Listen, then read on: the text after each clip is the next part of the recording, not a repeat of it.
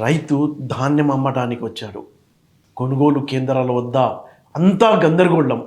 గోనె సంచులు లేవు, లారీలు కదలటం లేదు, గిడ్డంగిలు నిండుగా ఉన్నాయి, ఖాళీ లేవు. వేల టన్నుల ధాన్యం ఆకాశం కింద పడేసి వేలాల్సి వస్తుంది. ఒకవేళ వర్షం వస్తే రైతు వణికిపోతున్నాడు ఆ ఆలోచనకే.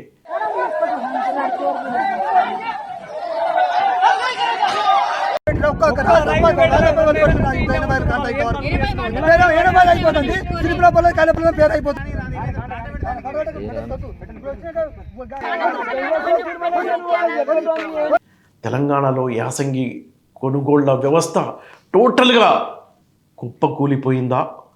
ఇది రేవంత్ సర్కార్ పరిపాలన వైఫల్యానికి అద్దం పడుతుందా? అసలు దీని వెనుక ఉన్న కథ ఏంటో ఓసారి చూద్దాం.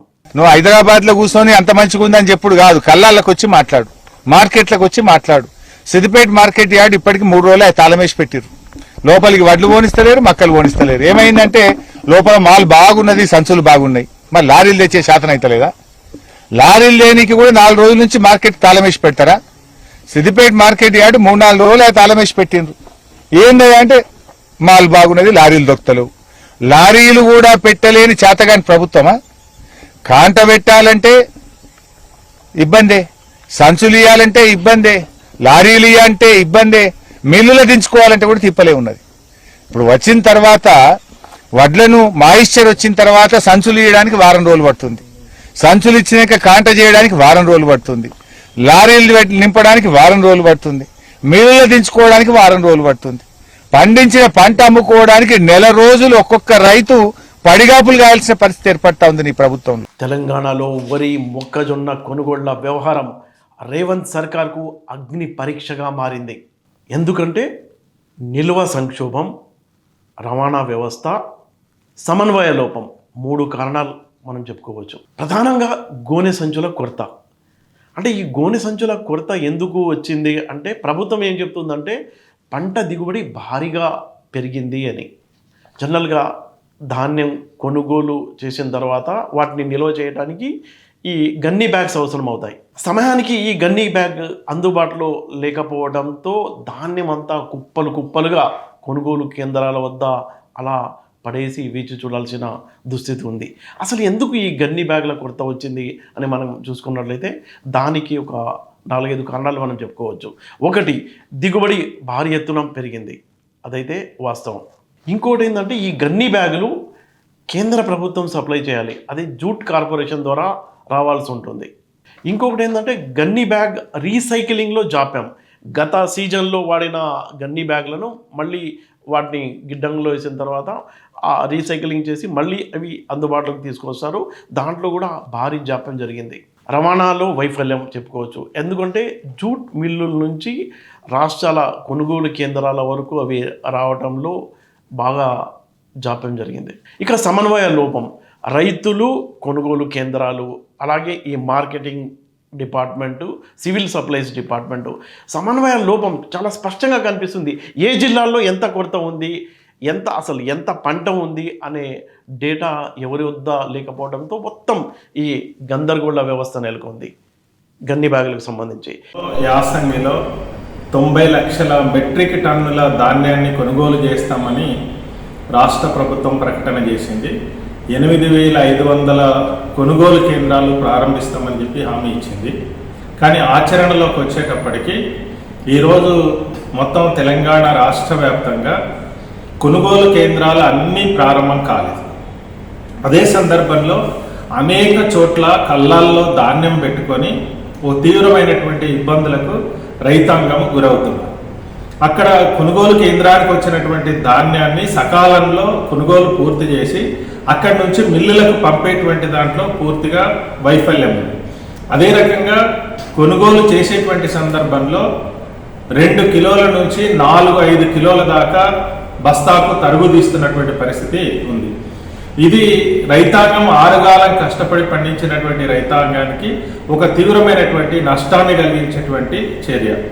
ఇది ఈ రకమైనటువంటి నష్టాలు నివారణ చేయాల్సినటువంటి బాధ్యత రాష్ట్ర ప్రభుత్వం మీద ఉంది. కొనుగోలు కేంద్రాల్లో ఐకేపీ కేంద్రాలు కావచ్చు, సహకార సంఘాలు కావచ్చు, వీటన్నిటిలో కూడా ఈ తరుగు పేరుతో తీసేటువంటి మోసం ఏదైతుందో దాన్ని అరికట్టాలి.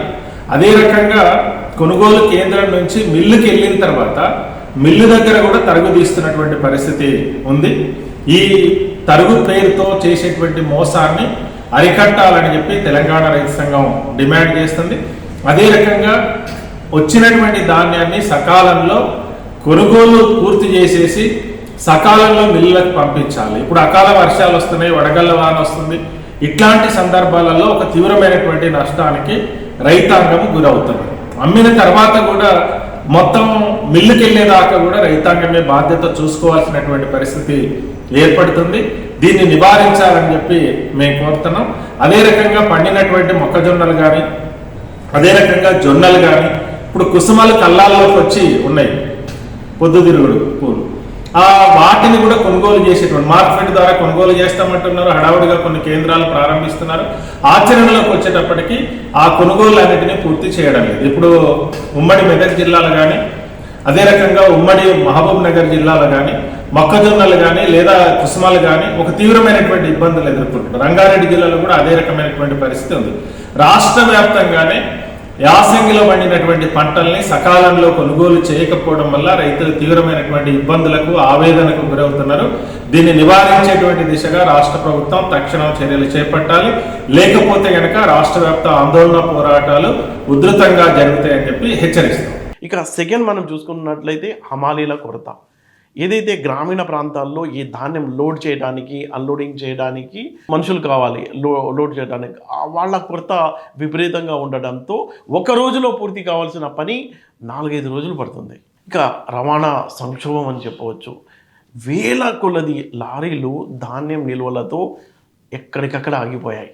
దీంతో డ్రైవర్ల కొరత, డీజిల్ కొరత, అలాగే చెల్లింపులలో జాప్యం జరుగుతుంది. దీంతో మొత్తం వ్యవస్థ అంతా కుప్పకూలిపోయింది. ఇక 4వ పాయింట్ మనం చూసుకున్నట్లయితే నిల్వ సామర్థ్యం. ప్రస్తుతం గిడ్డంగులు ఫుల్గా ఉన్నాయి. గత ఏడాదికి సంబంధించిన పంట అంతా క్లియర్ చేయకపోవడం. అంటే దీన్ని ఎలా ఉంటుందంటే procedure central government food corporation of India ద్వారా ఆ పంట తరలింపు జరిగితే అక్కడ స్పేస్ వస్తుంది. ఆ స్పేస్లో ఇప్పుడు కొత్తగా వచ్చిన పంటను యాడ్ చేసి గిడ్డంగుల్లో దాచుకుంటారు. కానీ ఇప్పుడు గిడ్డంగులో దాచుకోవాలి అంటే అలాంటి సీన్ లేదు. గిడ్డంగులన్నీ ఈ గత ఏడాదికి సంబంధించిన పంటతో నిండిపోయి ఉన్నాయి. దీంతో చాలా పెద్ద సంక్షోభం వచ్చింది. గిడ్డంగులో స్పేస్ లేకపోవడం వల్ల ఇప్పుడు కొత్తగా తీసుకొచ్చిన పంటను ఎక్కడ పెట్టాలి, పెద్ద క్వశ్చన్ మార్క్. అక్కడే ధాన్యం నిల్వలు పెడుతున్నారు. కొన్ని చోట్ల అకాల వర్షాలు వస్తున్నాయి. దీంతో కోట్ల రూపాయల నష్టం జరుగుతుంది రైతుకి. నిజమే, ఇవాళ రైతులకి కటింగ్ అవుతున్న సంగతి మంత్రులు తెలియదని అనుకోవద్దు. మీరు మంత్రులు తెలియదు చెప్పాలని చాలా మంది అనుకుంటున్నారు. మంత్రులకు తెలుసు, మంత్రుల అనుమతితోనే కటింగ్ జరుగుతుంది. తెలంగాణ నల్గొండ జిల్లా రైతాంగం అర్థం చేసుకోవాల్సిన విషయం. రైతుల మిల్లల దగ్గర డబ్బులు తప్పిండ్రు. ఈ జిల్లా మంత్రులు ఇద్దరు మిల్లర్ల దగ్గర డబ్బులు దొబ్బిండ్రు. దొబ్బి రైతుల్ని గొర్రెలు కషాయానికి అప్పచెప్పినట్టు వాళ్ళకి అప్పచెప్పింది. ఇక దీన్ని అవకాశంగా తీసుకొని బీఆర్ఎస్, భారతీయ జనతా పార్టీ దుమ్మెత్తిపోస్తున్నాయి. తమ హయాంలో ఇంత దారుణంగా పంట కొనుగోళ్లు, వరి కానీ మొక్కజొన్న కానీ జరగలేదంటూ బీఆర్ఎస్ పార్టీ చాలా సీరియస్గానే రేవంత్ సర్కార్పై విరుచుకుపడుతుంటే 40 రోజుల నుంచి ఇక్కడ సన్ఫ్లవర్ కొనడం ఆగిపోయింది. 40 రోజులైంది. చెదలొస్తా ఉంది. సన్ఫ్లవర్కు కిందికి వెళ్ళి చెదలొచ్చి ఉన్న పంట ఖరాబ్ అవుతుంది. కొంటవా చెప్పవు, కొనవా చెప్పవు, ఎప్పుడు కొంటవో చెప్పవు. ఇలా మా ప్రైవేట్లు అమ్ముకుందామంటే 5,000 అంటున్నారు.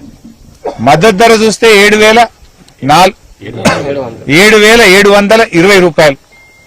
మరి 5,000కే పోతే బయట ఎకరం మీద ఇవాళ 2,720 రూపాయలు రైతులు నష్టపోతా ఉన్నారు. 2,700 ఇంటూ 10 క్వింటాలంటే 27,000 పోతుంది. ఎకరాన్ని 27,000 రూపాయలు నష్టం జరుగుతుంది రైతు. బీజేపీ ఏమో ఈ సమస్యని, ఏదైతే ఈ రైతు సమస్యను మొత్తం రాష్ట్ర వ్యాప్త సమస్యగా మారుస్తూ దాన్ని అంటే గ్రామీణ ప్రాంతంలో తమ పలుకుబడి పెంచుకోవడానికి, వచ్చే ఎన్నికల్లో ఈజీగా గెలవడానికి అవకాశం ఉంటుంది. కాబట్టి రైతుల్ని తమ వైపు తిప్పుకోవడానికి బీజేపీ భారీ ఎత్తునే ఈ అంశాలని డ్రైవ్ చేస్తుంది. రేవంత్ సర్కార్ ఏం చెప్తుందంటే గత ప్రభుత్వ హయాంలో పేరుకుపోయిన ధాన్యం నిల్వలన్నీ అలాగే ఉన్నాయి. ఫుడ్ కార్పొరేషన్ ఆఫ్ ఇండియా తరలింపులో జాప్యం జరగడం వల్ల ఇలాంటి పరిస్థితి వస్తుంది. అలాగే పంట దిగుబడి కూడా చాలా భారీ ఎత్తున పెరిగిపోవడంతో ఈ సమయానికి గన్ని బ్యాగ్స్ అందించలేకపోయాం. అందుకే అదనపు గన్ని బ్యాగులను ఏర్పాటు చేస్తున్నాం. అలాగే అదనంగా గిడ్డంగుల సౌకర్యాన్ని, అదనపు రవాణా వ్యవస్థను కూడా ఏర్పాటు చేస్తున్నామని రేవంత్ సర్కార్ చెప్తుంది. అయితే ఈ సంక్షోభం నుంచి రేవంత్ సర్కార్ గట్టెక్కుతుందా, రైతుల నమ్మకాన్ని మళ్ళీ పొందగలుగుతుందా అనే చర్చ అయితే రాష్ట్రంలో జరుగుతుంది.